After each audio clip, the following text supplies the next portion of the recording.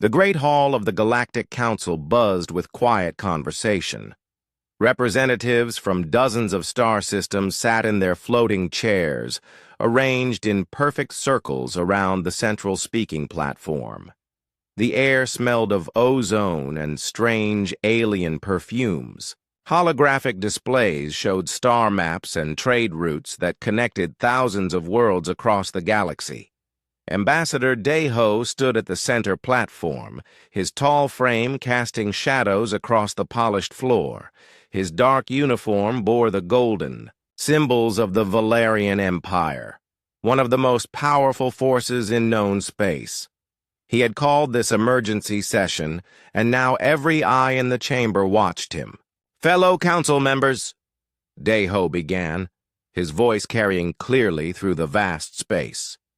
"We gather today to discuss an ancient restriction that no longer serves our galaxy. For 300 years, we have honored the Sol Quarantine Zone. For 300 years, we have avoided human space without question. But I ask you now, why?" Murmurs rippled through the assembled delegates. Some shifted uncomfortably in their seats. Others leaned forward with interest. Deho touched a control pad, and a three-dimensional map appeared above his head. It showed a large section of space marked in red with warning symbols flashing around its borders. This area represents some of the richest star systems in our galaxy. Planets rich in rare metals, stars perfect for energy collection, trade routes that could cut travel time by months, all of it forbidden to us because of old stories and ancient fears.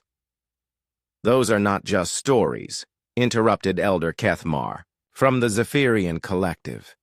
His blue skin had turned pale, and his 6 arms trembled slightly. "My people remember the warnings passed down through generations. The humans are not like us. They should not be disturbed." Deho smiled, but it was not a kind expression. "Respected elder, with all due honor, those are exactly what I mean by old stories. Your people have been telling the same tales for centuries, but has anyone actually seen proof? Has anyone witnessed these supposed human abilities?" He gestured to his military advisor, who stood quietly beside the platform. "Colonel Yunseo has spent years studying every piece of information we have about humanity. Tell them what you found." Yunseo stepped forward, her crisp uniform and confident stance commanding attention. She activated her own display, showing data streams and intelligence reports.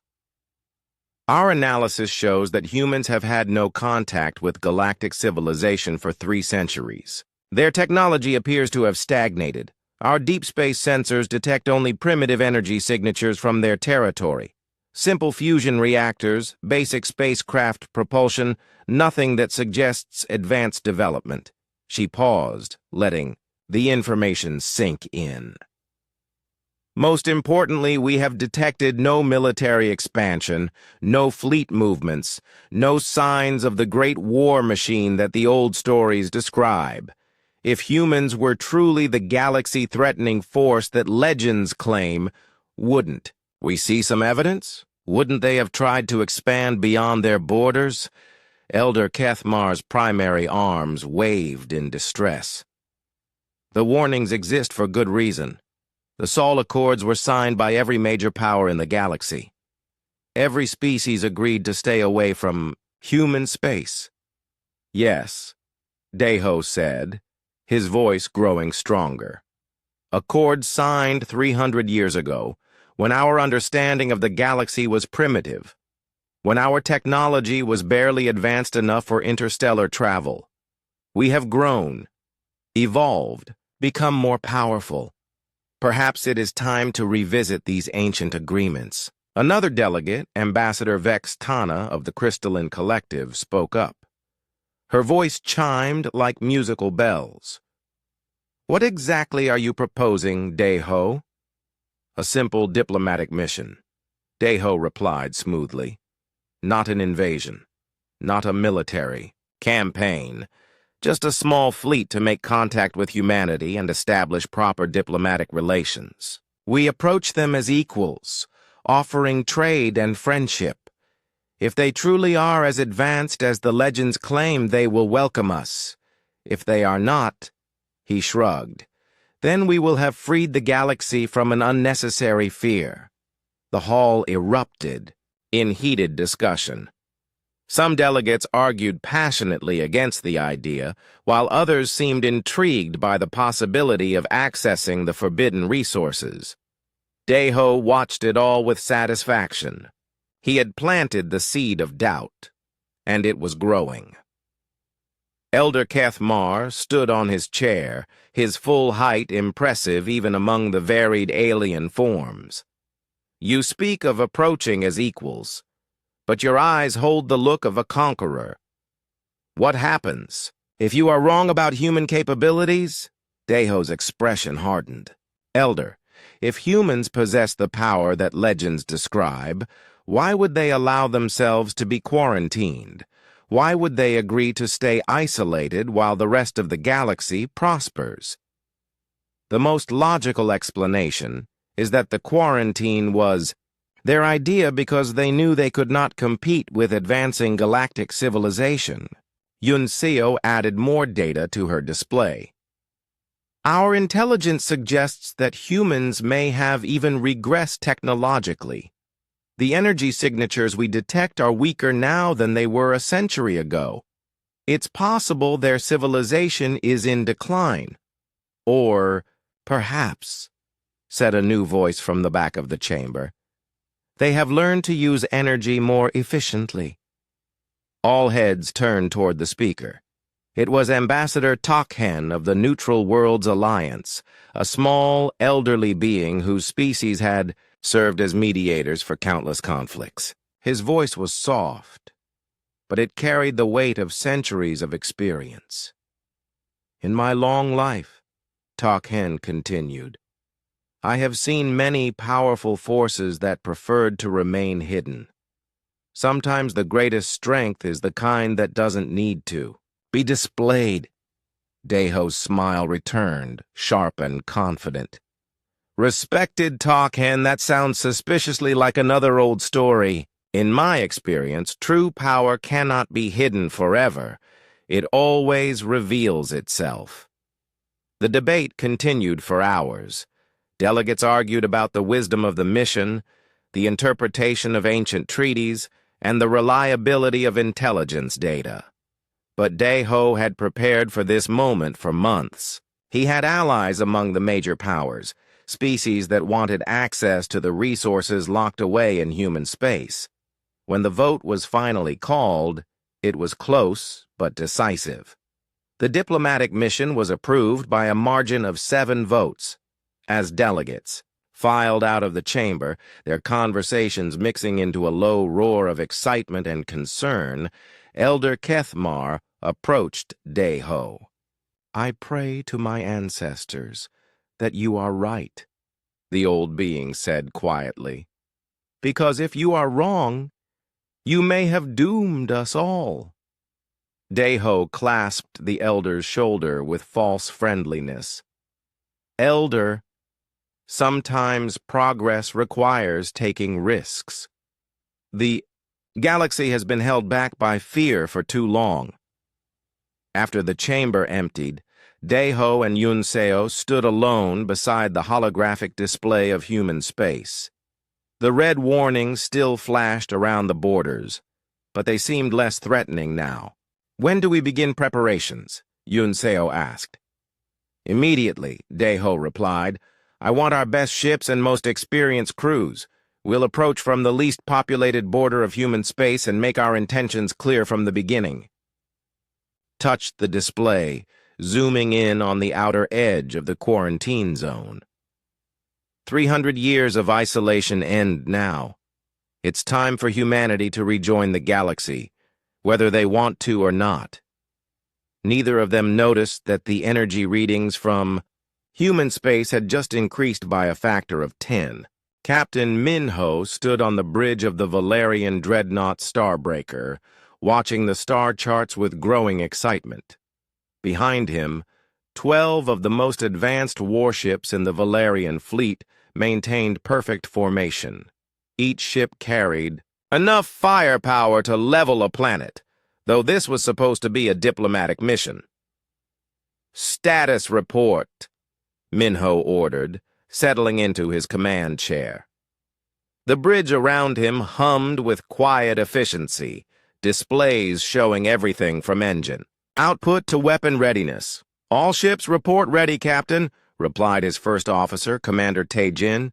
"We're 3 hours from the outer boundary of human space." Minho nodded, feeling a mixture of anticipation and pride. In a few hours, he would become the first captain in 3 centuries to enter human territory. His name would be remembered in history books across the galaxy. At the communications station, Lieutenant Hye-jin looked up from her instruments with a puzzled expression. "Captain, I'm detecting some unusual signals ahead." "What kind of signals?" Minho asked, turning toward her station. Hye-jin's fingers danced across her controls, bringing up audio recordings and data streams. "They appear to be warning broadcasts." "Sir, very powerful transmissions coming from multiple points along the border." "Let's hear them," Minho ordered. The bridge speakers crackled to life, filling the air with a calm, artificial voice, speaking perfect Valerian. "Warning! You are approaching restricted space. Turn back now. No passage permitted. This is your final warning." After a brief pause, the same message repeated in Zephyrian, then crystalline, then dozens of other languages Minho recognized, and many he didn't. Commander Tae-jin frowned. "How many languages is that?" "I've counted over 200 so far," Hye-jin replied, still monitoring the transmissions. "And they're still coming. Some of these languages, I don't think they've been spoken for thousands of years." Chief Science Officer Jun Woo looked up from his sensor station, his usually calm face showing concern. "Captain, the warning broadcasts are being transmitted simultaneously from thousands of points along the border. The power requirements alone should be impossible with any known technology." Minho waved dismissively. "Impossible or just impressive? Remember, we're dealing with a species that had 300 years to prepare these defenses. They probably want to make a strong first impression." "Sir," Hye-jin interrupted, "the messages have changed." The speakers now carried a different voice, still artificial but somehow more personal. "Valerian fleet under Captain Minho of the Dreadnought Starbreaker. You are entering restricted space. Please reconsider. The beings who live here are not accustomed to visitors." A chill ran down Minho's spine. How did they know his name? How did they know his ship? He had only been assigned to this mission a week ago. "They've been watching us," Junwoo said quietly. "Somehow they've been monitoring our preparations." Tae-jin moved closer to the captain's chair. "Sir, should we turn back?" Minho forced confidence into his voice. "Absolutely not. They're trying to intimidate us with parlor tricks. Any sufficiently advanced species could monitor galactic communications and piece together information about our mission." The fleet continued forward, crossing the invisible line that marked the edge of human space. For a moment, nothing happened. Then Junwoo's sensor station began beeping frantically. "Captain, I'm reading massive gravitational anomalies throughout the system," Junwoo reported, his voice tight with confusion. "The stellar positions don't match our charts. Some of these stars, they shouldn't be where they are." "What do you mean?" Minho asked. Junwoo brought up a comparison display, showing their current sensor readings alongside historical star charts. "According to our records, there should be a red giant star in this position. Instead, there's a blue dwarf. And this binary system here?" He pointed to another section of the display. 300 years ago, it was a single star. Hye Jin looked up from her station, her face pale. Captain, I'm detecting what appears to be artificial stellar engineering. Someone has been modifying stars. The implications hit Minho like a physical blow. Moving stars required technology beyond anything the galaxy had ever imagined. The energy requirements alone would dwarf the total output of most civilizations.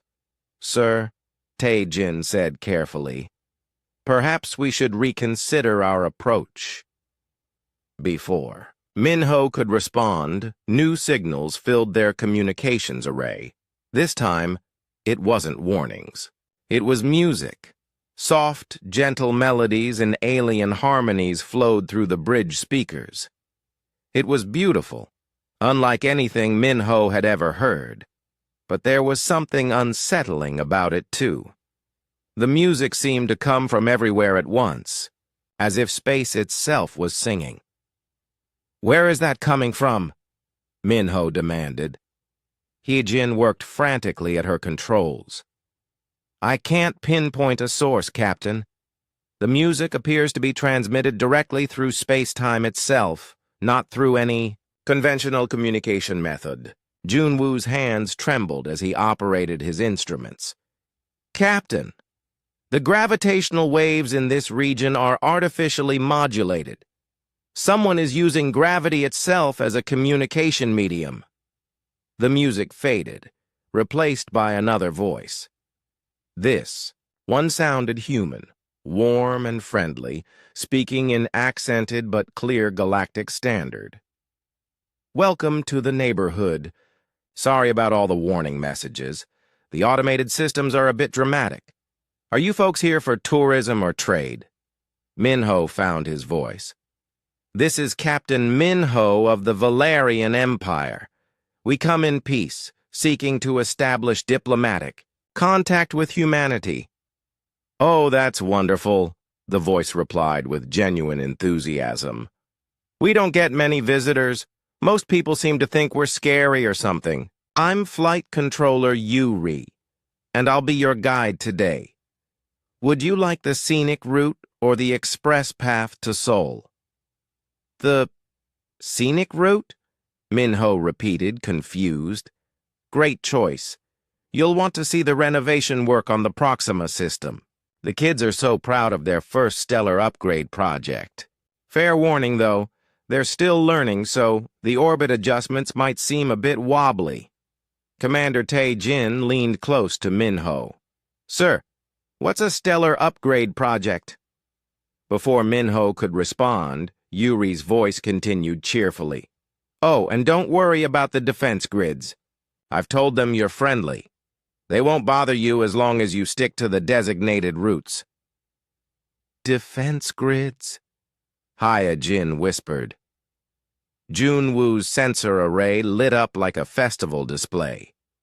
Captain, I'm detecting thousands of artificial objects throughout this system.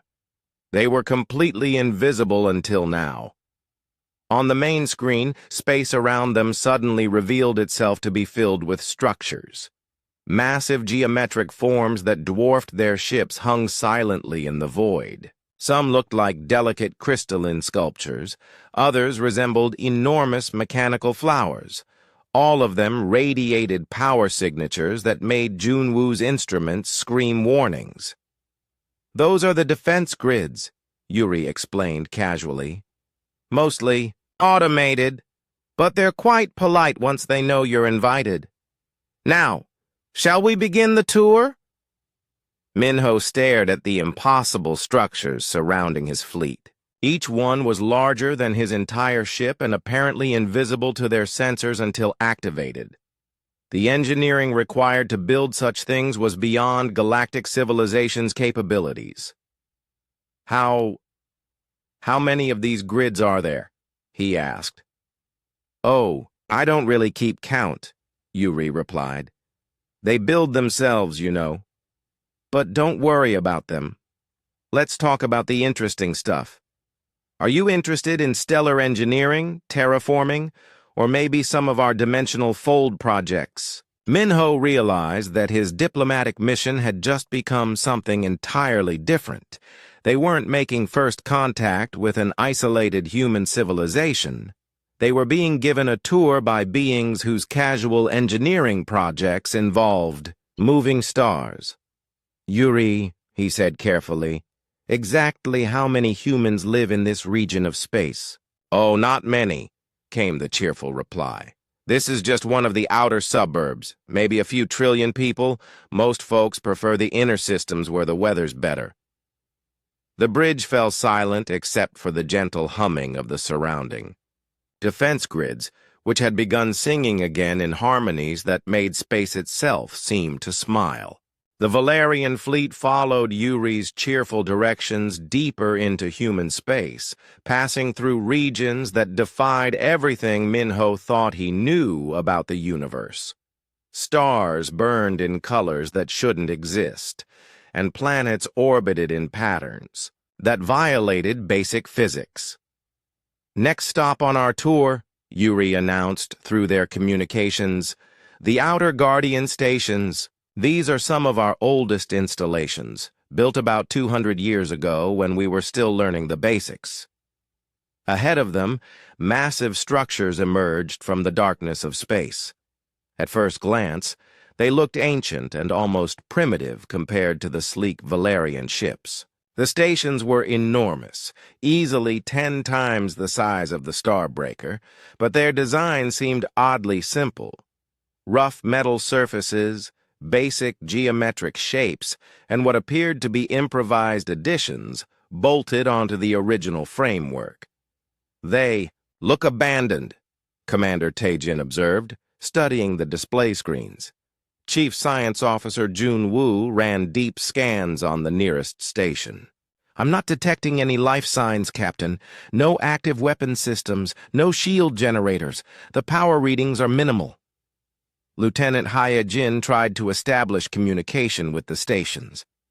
"No response to any of our standard hails, sir. They appear to be completely inactive." Minho studied the structures through the main view screen. The stations looked like something his own people might have built centuries ago, when Valerian technology was still crude and experimental. They had the appearance of hastily constructed outposts, as if humans had built them quickly and then forgotten about them. "Yuri," Minho called into his communication array, "are these stations operational?" "Oh, yes," came the cheerful reply. "They're just sleeping. The Guardians don't like to waste energy when there's nothing happening. They've been mostly dormant since we stopped having visitors." "Guardians?" Junwoo asked. "The stations," Yuri explained.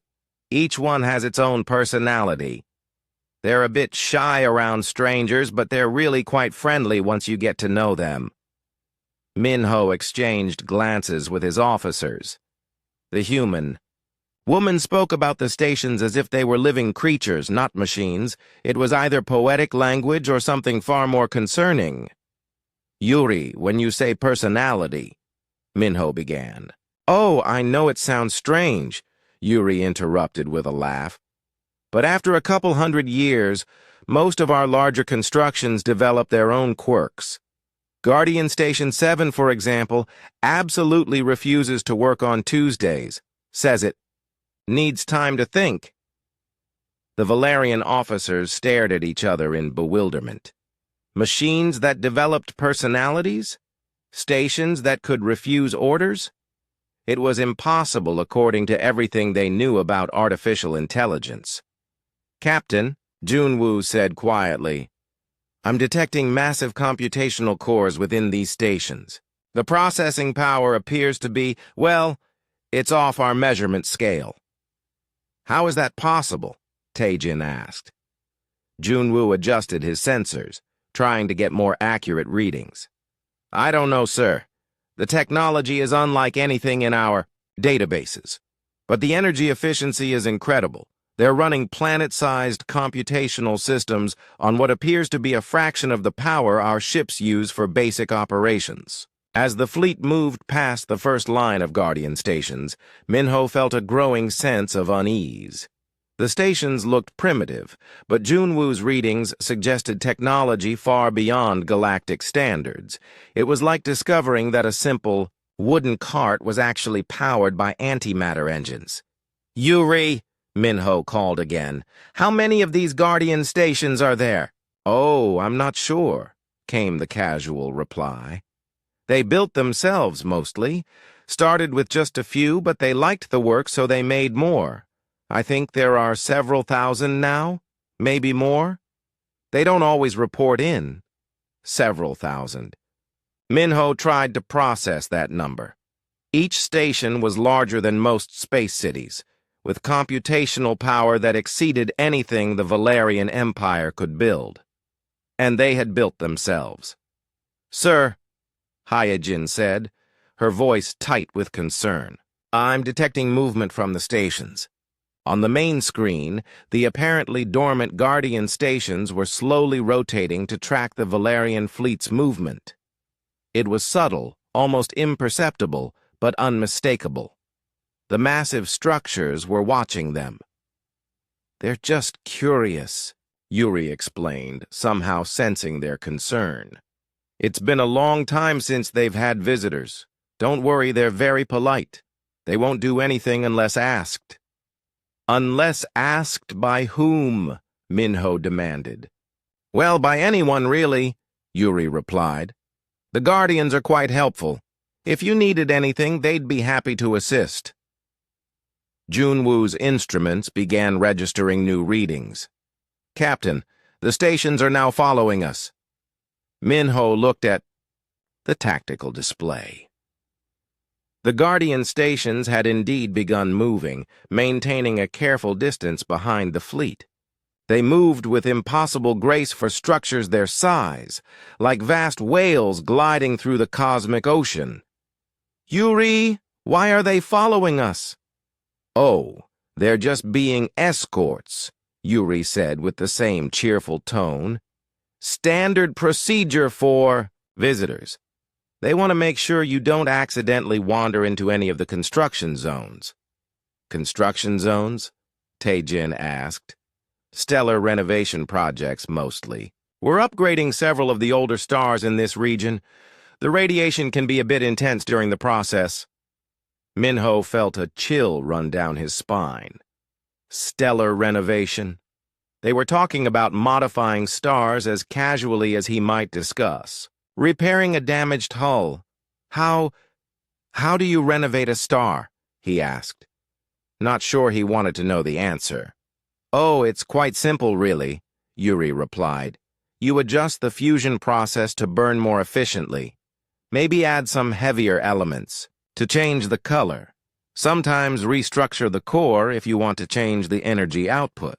The tricky part is doing it without disrupting the planets too much." Junwoo's face had gone pale. "Captain, they're talking about manipulating stellar cores. The energy requirements alone would—" He stopped, unable to finish the sentence. The technology required to casually modify stars was so far beyond galactic understanding that it bordered on magic. "Sir," Hyojin reported, "I'm now detecting over 50 Guardian stations in formation behind us. They're maintaining perfect spacing and appear to be communicating with each other." "Communicating how?" Minho asked. "Through gravitational pulses," Junwoo answered, his voice barely above a whisper. "They're using controlled gravity waves as a communication medium. The precision required for that level of gravitational manipulation—" He trailed off again, staring at his instruments as if they were showing him impossible readings. "The Guardians like to chat," Yuri explained. "They don't get much excitement, so your visit is quite the event. They're probably sharing observations and comparing notes." Minho watched the tactical display as more Guardian stations appeared from what had seemed like empty space. His fleet of 12 powerful warships was now surrounded by nearly 100 massive structures, each one following with patient interest. Yuri, he said carefully. What would happen if we tried to leave? Leave? Yuri sounded genuinely surprised. Why would you want to leave? We haven't even shown you the interesting parts yet. But if you really wanted to go, the Guardians would escort you back to the border. They're very good at that sort of thing. And if we refused their escort? There was a pause before Yuri answered, and when she spoke, her voice had lost some of its cheerful tone. Well, that would be very rude. The Guardians take their responsibilities seriously, but don't worry about that. Everyone who visits here eventually wants to see more. Minho looked around his bridge at the worried faces of his crew. They had entered human space expecting to find a primitive, isolated civilization. Instead, they had discovered beings who built planet-sized artificial intelligences for entertainment and modified stars as casual engineering projects. And now they were being escorted deeper into human territory by a growing fleet of impossible machines that had been sleeping in the darkness, waiting for visitors who never came. Course heading, Captain? Tae-jin asked quietly. Minho stared at the main screen, where hundreds of Guardian stations now glided through space around his fleet like enormous patient shepherds. Continue forward, he said finally. We've come too far to turn back now. Behind them, more Guardian stations emerged from the void, adding their voices to the gravitational conversations that rippled through space like cosmic laughter. 2 days deeper into human space, the Valerian fleet encountered something that shattered every assumption Minho had about the limits of life itself. Captain, Junwoo called from his science station, his voice filled with confusion. I'm detecting a planetary system ahead, but the readings don't make sense. Minho moved to look over Junwoo's shoulder at the sensor displays.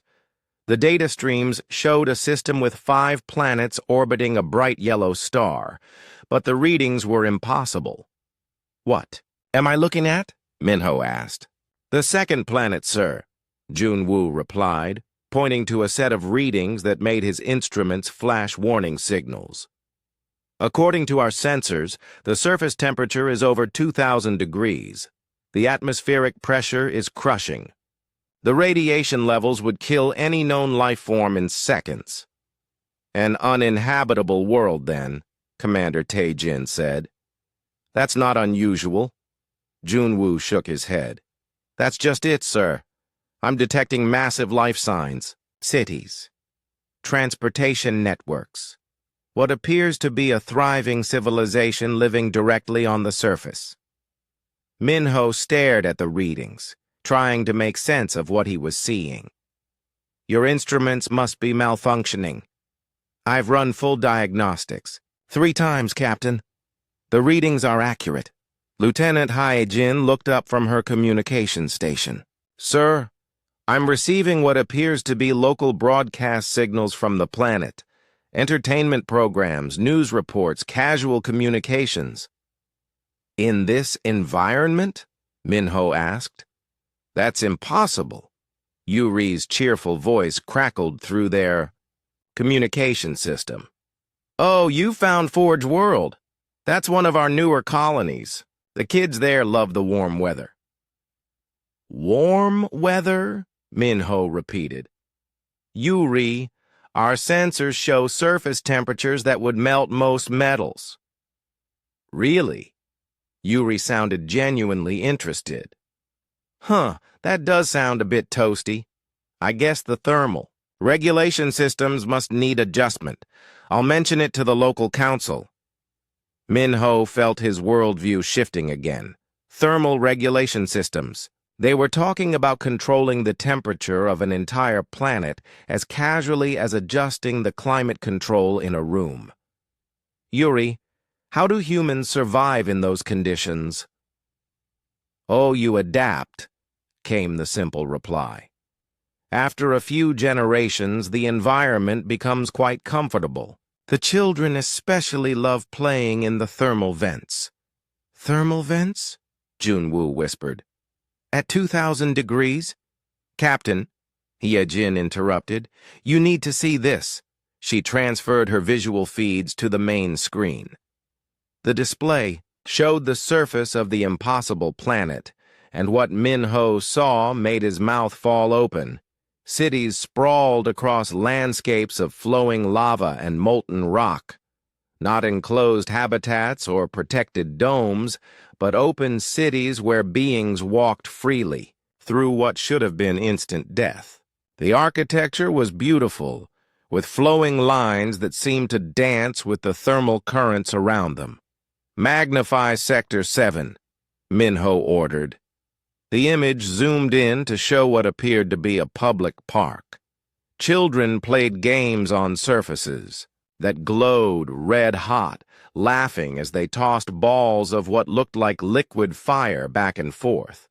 Adults sat on benches of crystallized magma, having casual conversations while radiation that would kill a Valerian in seconds flowed around them, like a gentle breeze. "This is impossible," Tae-jin breathed. "No biological organism can survive those conditions." "Maybe they're not biological anymore," Junwoo suggested quietly. Yuri's voice returned. "Oh, you're watching the thermal gardens. Aren't they lovely? The children have been working on new fire sculptures for the spring festival." "Fire sculptures?" Min-ho asked weakly. "It's an art form," Yuri explained. "You shape plasma and controlled fusion reactions into aesthetic forms. Very popular with the young people. Though I have to admit, I never had the talent for it myself." On the screen, Min-ho watched a child who couldn't be more than 10 years old reach into what his sensors identified as a pool of liquid metal and pull out a handful of molten material.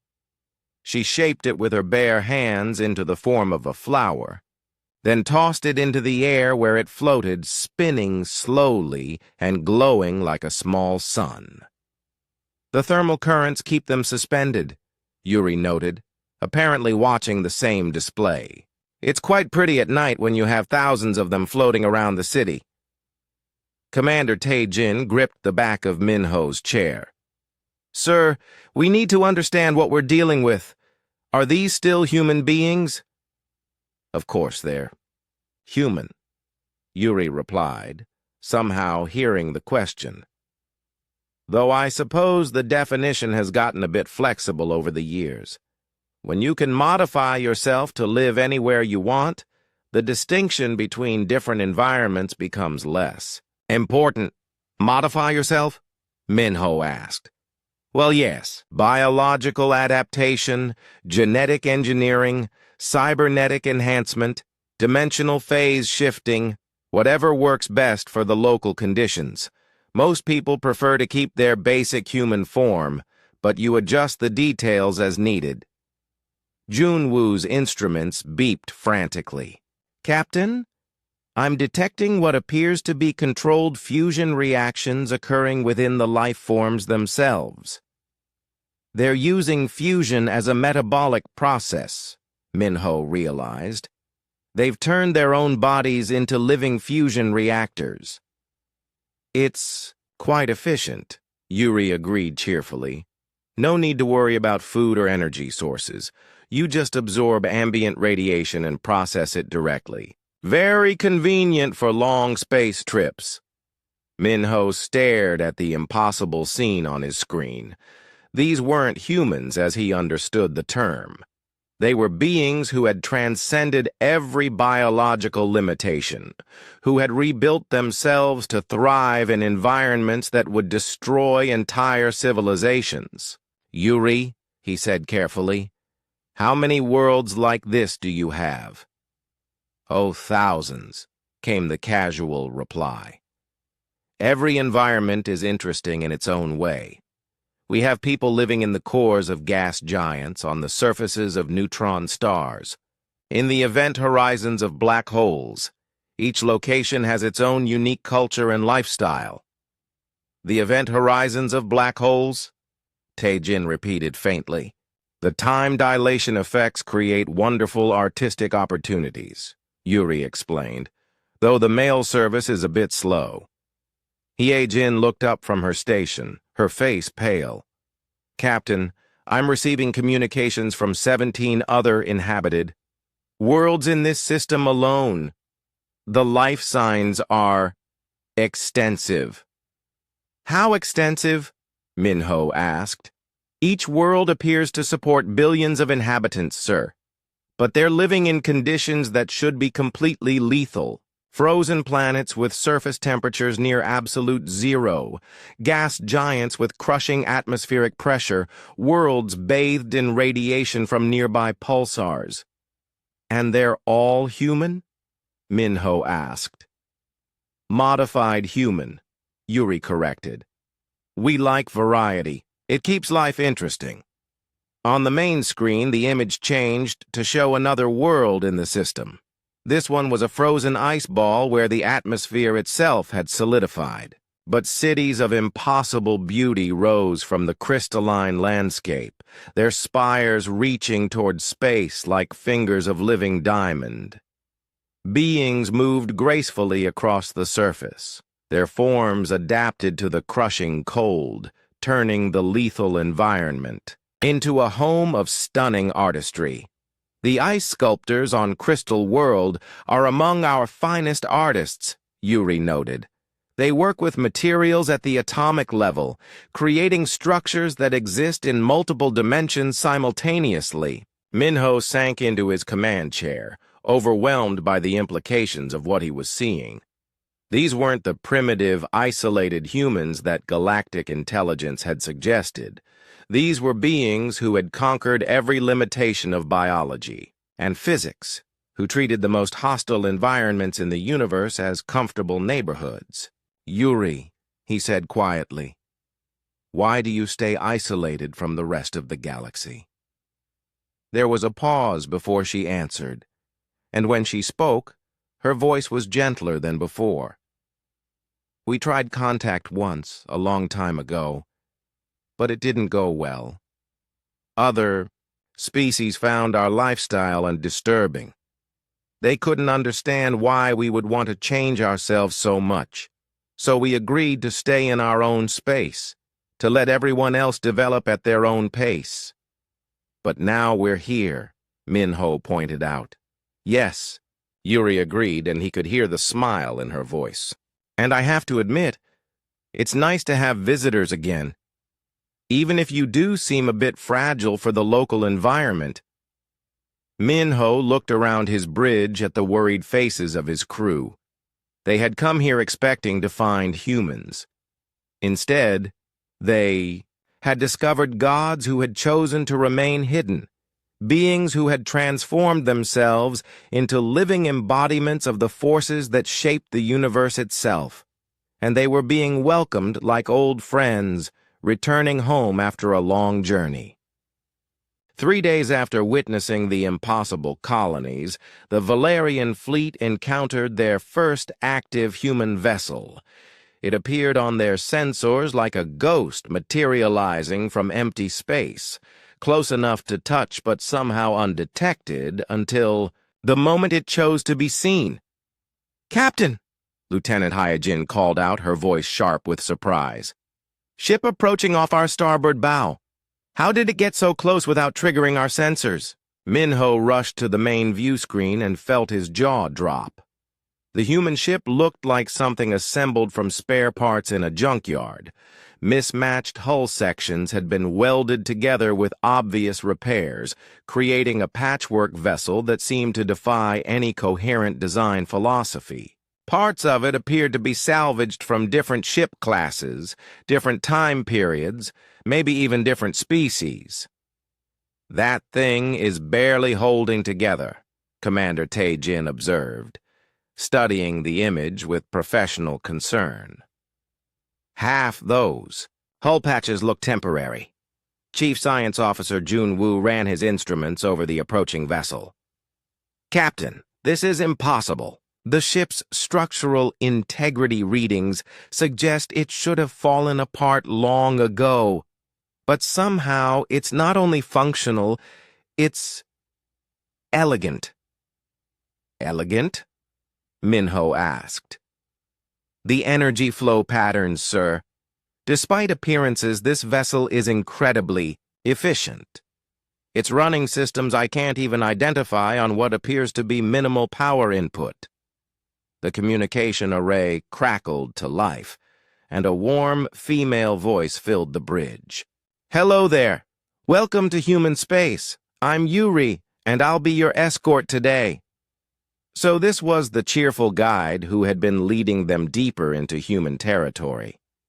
Minho had imagined someone operating from a massive command center, not flying, around in what looked like interstellar scrap metal.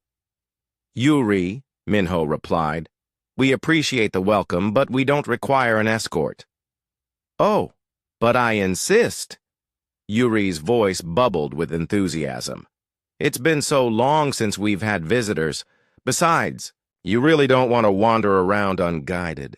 There are some renovation projects in this area that might be a bit dangerous for your ships. What kind of renovations? Minho asked, though he was beginning to suspect he didn't want to know. Stellar engineering, mostly. We're upgrading the fusion processes in about half the stars in this sector. The radiation pulses can be a bit intense during the recalibration phase. Minho exchanged worried glances with his officers. Stellar engineering. They were casually modifying stars like he might repair a faulty power coupling. Yuri, exactly how many stars are you renovating? Oh, I don't keep exact count, came the cheerful reply. But I think it's around 3,000 or 4,000 in this region. The older generation stars are so inefficient. We're upgrading them to burn cleaner and last longer. Junwoo's face had gone pale again. Captain, she's talking about modifying thousands of stars simultaneously. The technology required for that would be beyond anything we can imagine. Minho finished quietly. Yuri's ship moved closer, and Minho could see through the viewports that dotted its irregular hull. The interior looked as cobbled together as the exterior, with exposed conduits, improvised control panels, and what appeared to be plants growing in some of the corridors. Yuri, Commander Taejin asked, how fast can your ship travel? Oh, pretty fast when I need it to be, Yuri replied casually, though I usually don't push it. Speed isn't really important when you can fold space. Fold space? Minho repeated. Sure. Why travel through space when you can just bring your destination closer? Much more efficient. Junwoo's instruments began registering readings that made no sense. Captain, her ship is somehow manipulating local space-time. The gravitational fields around her vessel are fluid. As if to demonstrate, Yuri's ship suddenly vanished from their screens, only to reappear instantly on their port side. Then it flickered out again and materialized directly in front of their fleet, somehow managing to match their speed and heading. Perfectly.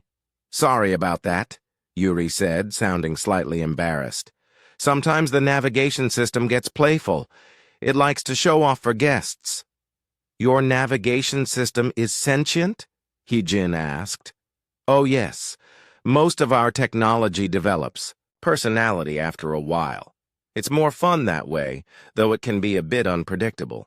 Last week, my food synthesizer decided it only wanted to make breakfast items. I had pancakes for dinner 3 days running. Minho stared at the impossible ship floating effortlessly beside his massive dreadnought.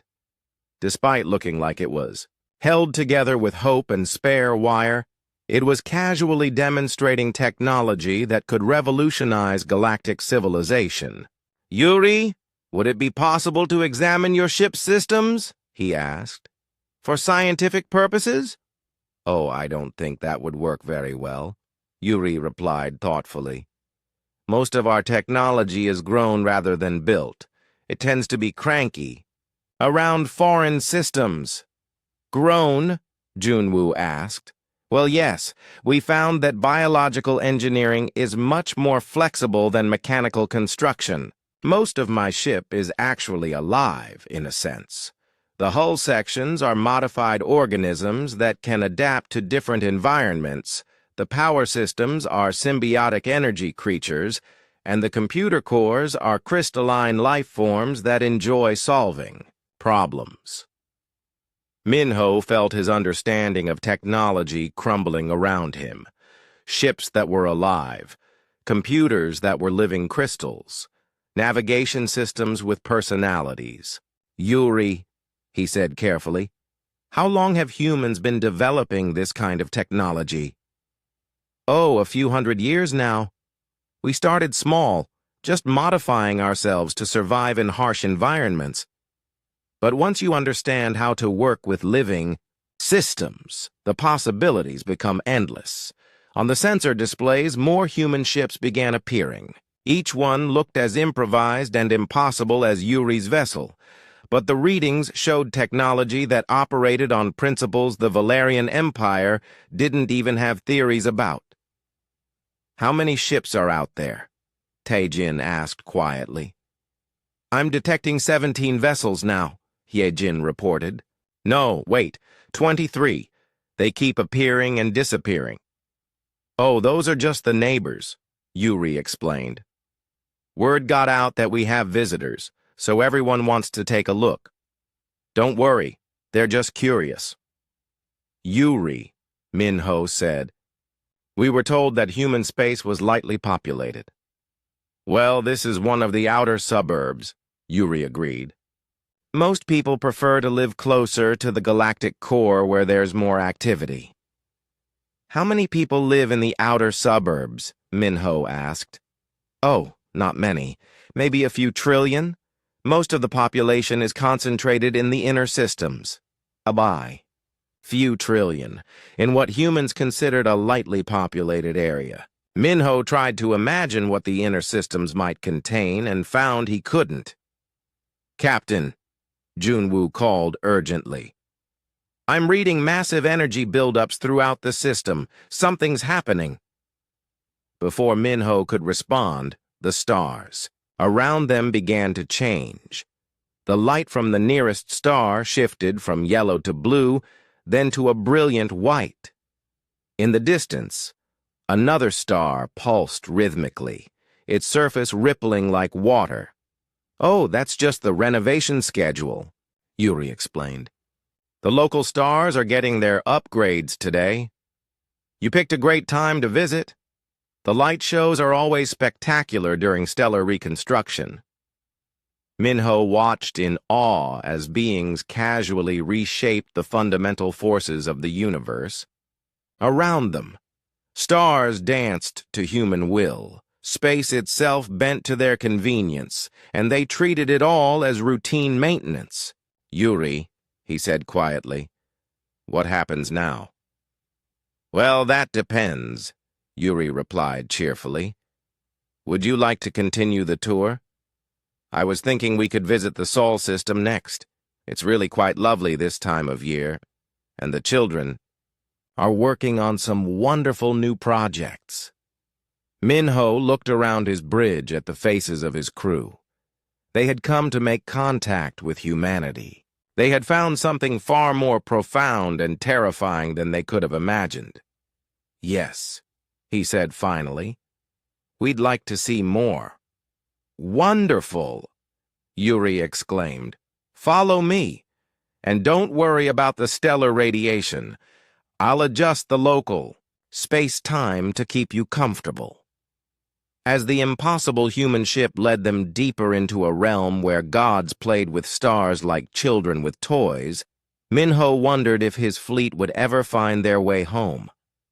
And more importantly, whether they would ever be the same again. Following Yuri's guidance for another week, the Valerian fleet entered a region of space that redefined Minho's understanding of what civilization could accomplish. What he saw there would haunt his dreams for the rest of his life.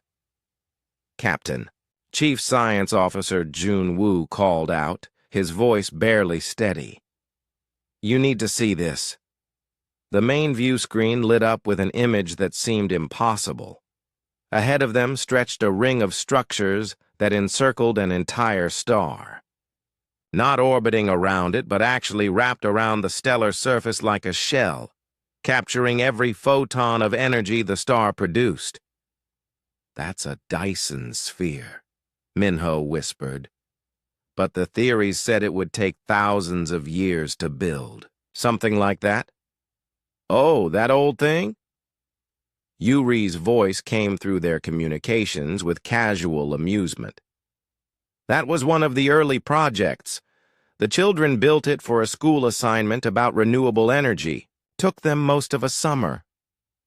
"A summer?" Commander Teijin repeated faintly. "Well, 3 months," Yuri clarified. "Though they did get help from the construction swarms. Building things that size by hand would take forever. Junwoo's instruments were going crazy trying to analyze the structure."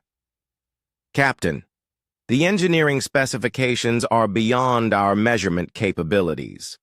This single construction project would require more materials than our entire empire has ever processed." "Where did they get the materials?" Minho asked. "Oh, from the local asteroid belts and a few gas giants," Yuri replied, "though they had to disassemble some of the outer planets, too. Don't worry, nothing important, just the uninhabitable rocky ones." Minho stared at the impossible structure. Humans had casually dismantled entire planets to build energy collectors around their stars, and they called it a school project. "Yuri, how many of these spheres do you have?" "I'm not really sure," came the thoughtful reply. "Most systems have them now. It's more efficient than letting all that stellar energy go to waste, though some of the artistic communities prefer the natural star patterns, so we leave those alone." The fleet moved deeper into the system, and more wonders revealed themselves. Massive ring worlds spun slowly around distant suns, each one containing surface areas equivalent to millions of planets. Space elevators stretched from planetary surfaces to orbital platforms so large they dwarfed entire moons. And everywhere, construction swarms of tiny machines worked tirelessly, reshaping matter on a scale that boggled the mind. "What are those?" Minho asked, pointing to streams of metallic particles that flowed between the megastructures like rivers of liquid starlight. "Transport. Streams," Yuri explained. "We disassemble matter at one location and reassemble it wherever it's needed. Much more efficient than using ships for everything." "You can transmit matter?" Yejin asked. "Sure. Matter, energy, information, it's all just different states of the same thing. Once you understand the underlying patterns, you can convert between them pretty easily." Junwoo was studying his readings with growing amazement. "Captain, I'm detecting what appears to be controlled black holes being used as power sources. And is that artificial gravity manipulation on a system-wide scale?" "The gravity networks help with transportation," Yuri confirmed. "You can travel anywhere in the system just by riding the gravity currents. It's like having invisible highways through space." Minho watched streams of light that he now realized were vehicles surfing along invisible gravitational roads between planets. The entire star system had been transformed into a single, integrated machine of impossible complexity and beauty. "How long did it take to build all this?" he asked. "Oh, this system has been developing for about 50 years, Yuri replied. "Though the major infrastructure was completed in the first decade. After that, it's mostly been artistic improvements and comfort upgrades. 50 years! They had rebuilt an entire star system in 50 years. The Valerian Empire had taken longer than that just to construct their current flagship." "Yuri," Minho said carefully, "how many star systems have you Developed like this? Most of them, I suppose, though each one is different. The artists like to express their individuality. Some systems specialize in computational research, others in biological experiments, others in pure aesthetic beauty. Most. Of them? Taejin repeated. How many star systems do humans control? Control is such a strong word, Yuri mused. We prefer to think of it as collaboration. The universe is big enough for everyone to find their own style. But how many? Minho pressed. Oh, I don't really keep count, Yuri said. Several million, I think. Though the exact number changes depending on how you define a human system versus a collaborative project with other species. Several million. The Valerian Empire, one of the most powerful forces in known space, controlled exactly 47 star systems. And that was the result of 1,000 years of expansion and conquest. Other species? Hyejin asked. You work with other species? Oh, yes, Yuri replied cheerfully. Not many species from your part of the galaxy, unfortunately. They tend to be a bit nervous around our projects. But there are some wonderful civilizations in the outer spiral arms. Very creative people. Minho realized that humans weren't just technologically advanced beyond galactic comprehension. They were operating on a completely different scale of existence, treating entire star systems as neighborhoods and galactic regions as local communities. Captain, Junwoo reported, I'm detecting what appears to be stellar engineering on a massive scale. They're not just modifying individual stars. They're rearranging entire stellar formations. On the main screen, a new image appeared. In the distance, a cluster of stars moved in perfect formation, their orbits choreographed like a cosmic dance. As they watched, the stars began to change colors in sequence, creating patterns of light that rippled across space like a living aurora. That's the harmony cluster, Yuri explained. One of our musicians composed a symphony that plays out over several decades. The stars provide the visual accompaniment to the music. You're using stars as musical instruments? Minho asked weakly. Well, yes. Though it takes a while to perform the full piece. Most people just enjoy the highlights.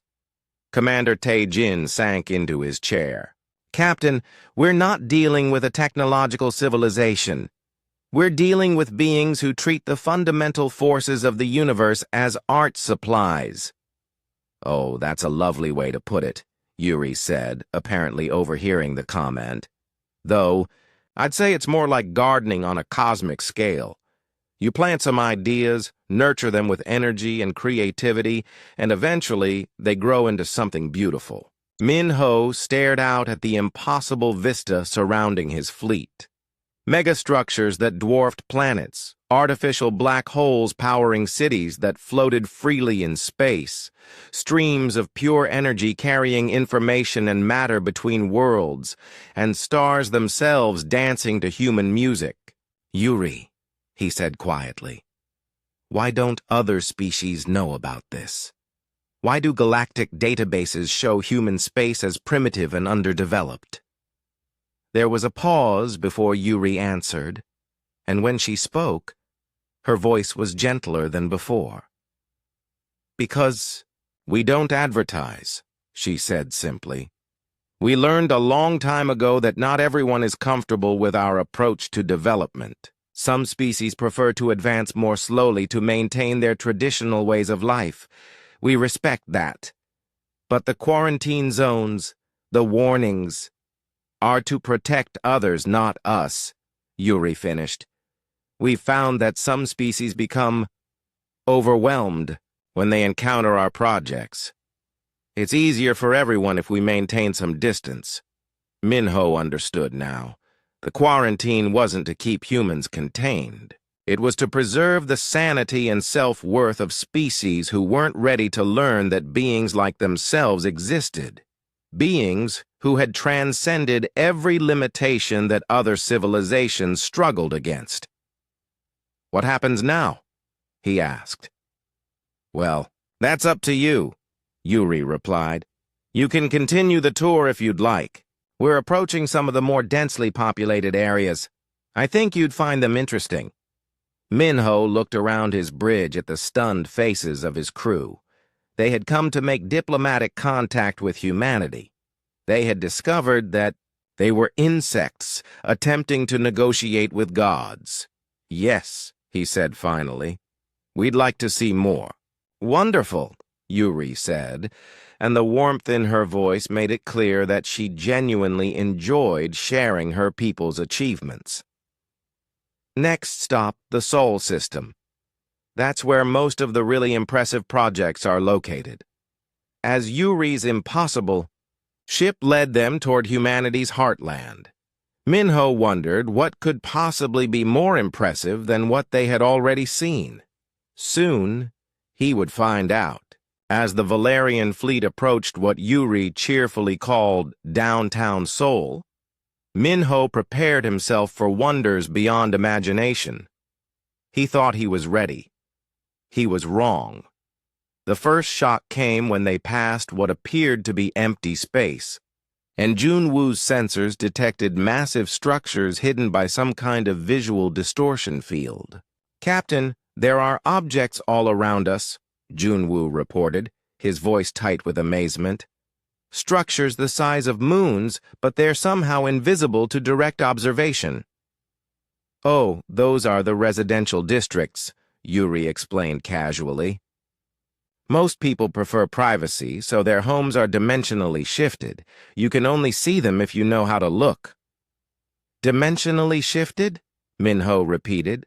"They exist in the same space, but folded into higher dimensions.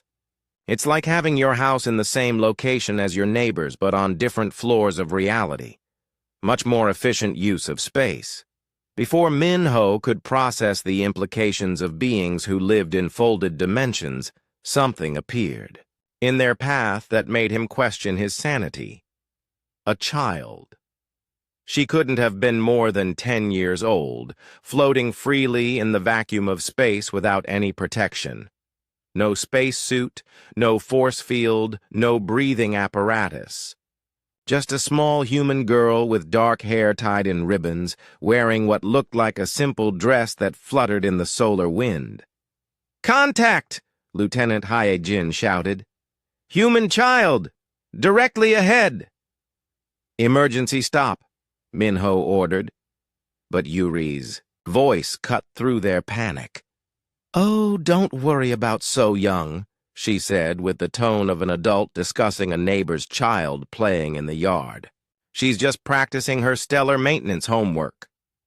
Minho stared through the view screen as the impossible child noticed their ships and waved cheerfully. In her hands, she held what his instruments identified as a ball of pure plasma at temperatures that would melt their ship's hull. "Stellar maintenance?" Commander Taejin whispered. "Basic education," Yuri explained. "All children learn how to tend stars by the time they're 12. It's considered an essential life skill." The child, so young, seemed to be examining the plasma ball with the concentration of a student working on a difficult problem.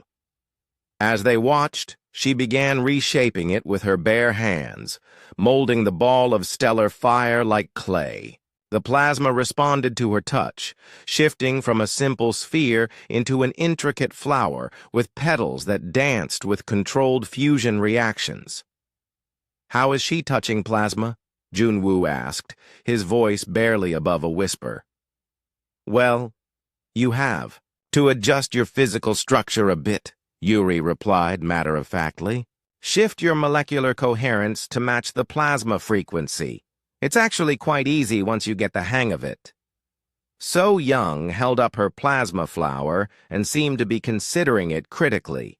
Apparently deciding it needed improvement, she added more energy to the core, causing the petals to burst into brilliant colors that painted space around them in impossible hues.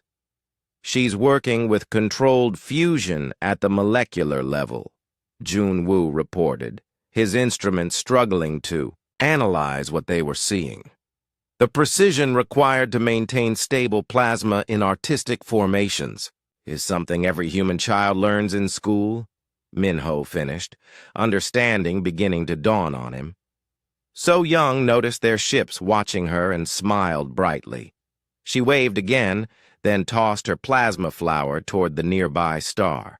But instead of simply flying toward the sun, the flower began to grow, expanding and brightening until it resembled a small star itself.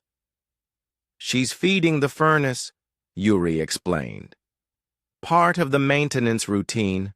The local star needed a bit more hydrogen for optimal burning, so Young created a fusion packet to supplement its core." "She's feeding matter to a star?" Minho asked. "Oh, yes. Stars are living things in a sense. They need proper nutrition to stay healthy. The children enjoy taking care of them." Minho watched as So Young's gift merged with the star's corona, causing the entire sun to pulse briefly with renewed energy. The child clapped her hands in delight at the successful feeding, then turned her attention to something else.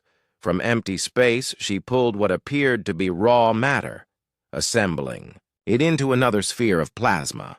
But this time, instead of making a flower, she began creating geometric patterns within the burning sphere.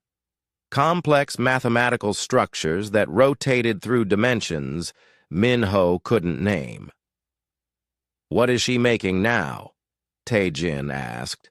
"Looks like advanced calculus," Yuri observed. "Third-year mathematics, I think. The teacher probably wants them to demonstrate dimensional integration using practical examples." "She's doing calculus with plasma," Hyejin said faintly. "It's a very good teaching method," Yuri agreed. "Much more engaging than working with abstract numbers on a screen." So Young completed her mathematical demonstration and seemed pleased with the result. She held up the plasma structure, which now resembled a complex crystalline form that existed in multiple dimensions simultaneously.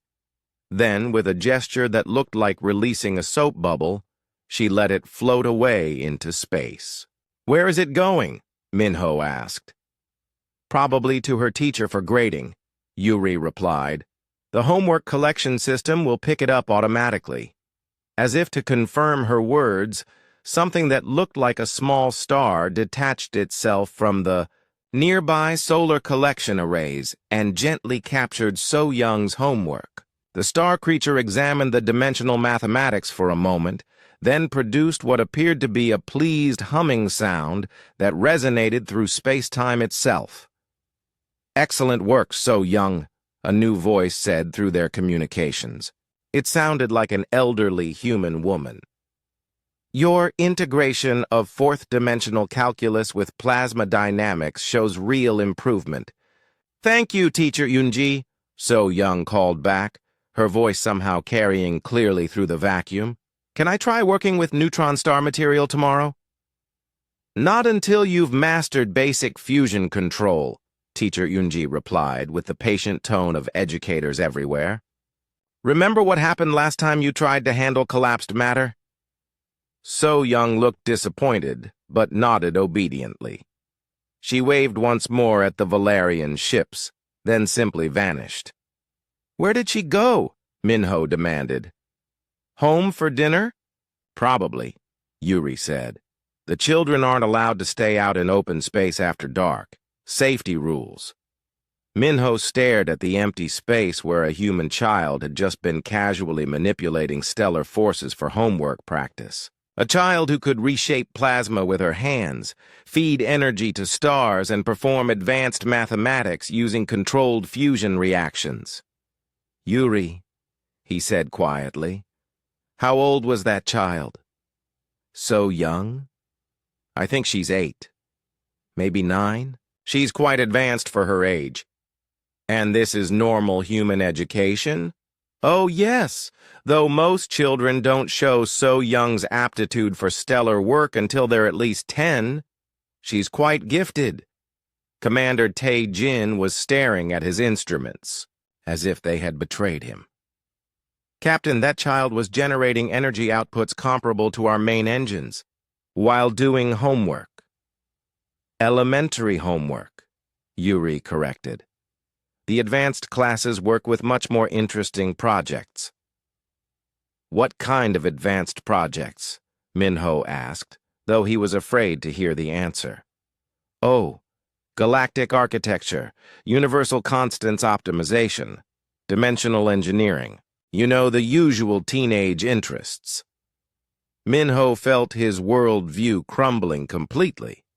They weren't just dealing with beings who had transcended technological limitations.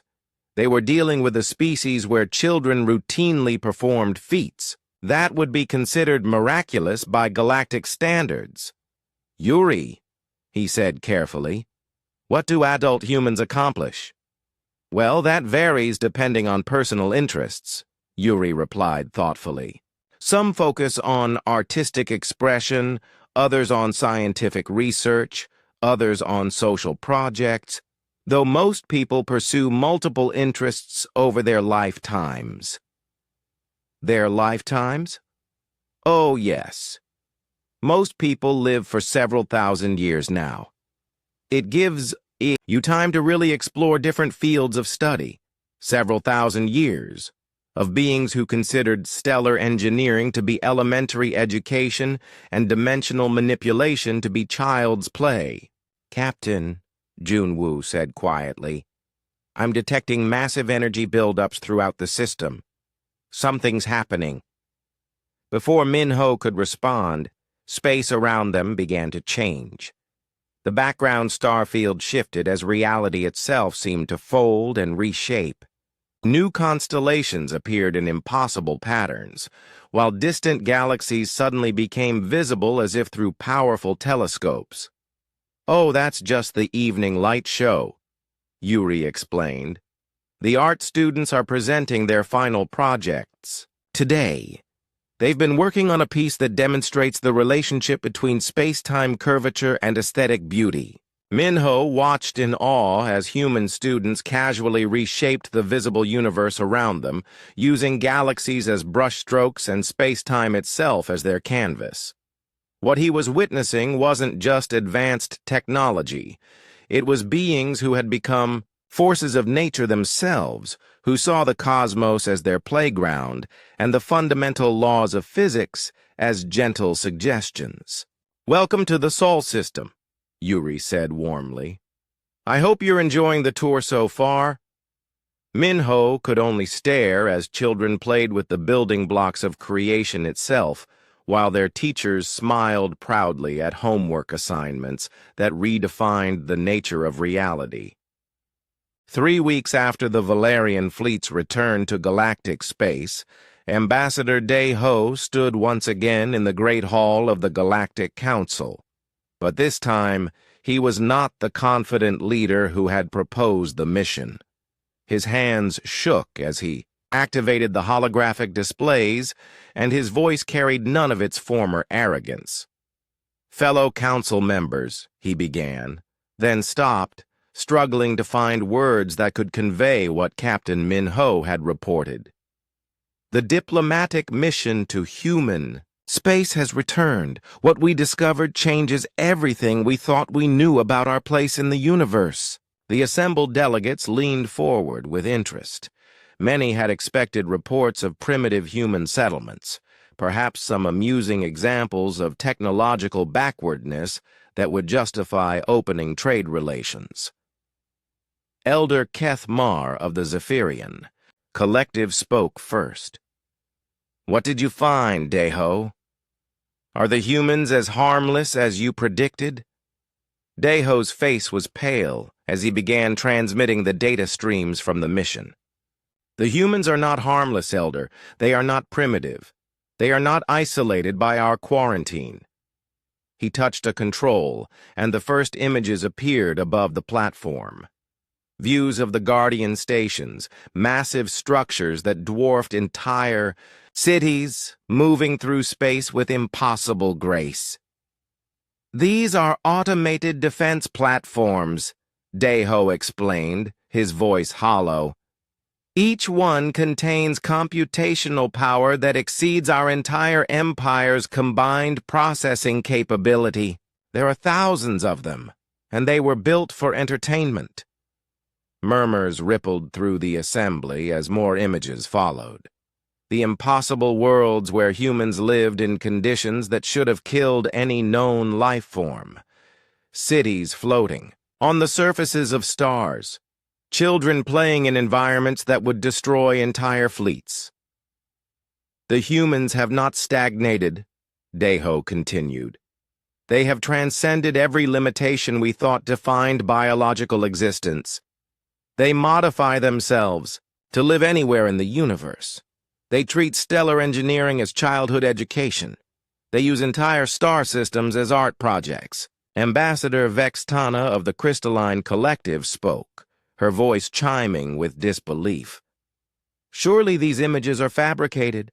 No species could develop such capabilities." Colonel Yun Seo stepped forward, her military bearing intact, but her confidence shattered. "I personally verified every piece of data. Our instruments recorded humans performing feats that violate our understanding of physics. Children doing homework that involved feeding energy to stars. Artists reshaping space-time for aesthetic purposes." She activated another display showing Yuri's impossible ship. This vessel appeared to be constructed from scrap materials, but it demonstrated technology that makes our most advanced ships look like primitive toys. It could manipulate gravity, fold space, and move between dimensions at will. Elder Kethmar's 6 arms trembled as he studied the images. "How many humans are there?" "In the region we visited, which they described as a lightly populated suburb, there are several trillion individuals," Deho replied. "They control millions of star systems throughout their territory." The hall erupted in shocked conversation. Millions of star systems, the entire galactic civilization they knew encompassed, fewer than 100,000 inhabited worlds. "What do they want from us?" demanded Ambassador Torkek of the Military Alliance. Deho's expression grew even more troubled. "Nothing. They want absolutely nothing from us." He displayed the final recordings from their mission. Captain Minho's conversations with Yuri, the casual demonstrations of impossible technology, the friendly tours through megastructures that redefined the meaning of civilization. "They treated us like visiting children," Deho explained. "Polite, patient, amused by our amazement. They showed us wonders beyond our imagination as casually as adults might show pictures to youngsters." "But the quarantine," protested Delegate Nexvar. "If they're so advanced, why do they maintain isolation?" Yun Seo answered, her voice quiet with dawning understanding. "Because the quarantine isn't to contain them, it's to protect us." She brought up the final piece of data from their mission. Communications intercepts from human space, casual conversations between beings who discussed galactic management as easily as weather. "They're aware of our entire civilization," Yun Seo continued. "They know about every species, every government, every technological development in known space. They maintain detailed cultural studies of our various societies." "Why?" Elder Kethmar asked. "Because they don't want to interfere with our development," Deho replied, the full weight of realization crushing his voice. "They've been watching us grow and evolve, carefully avoiding any contact that might overwhelm us."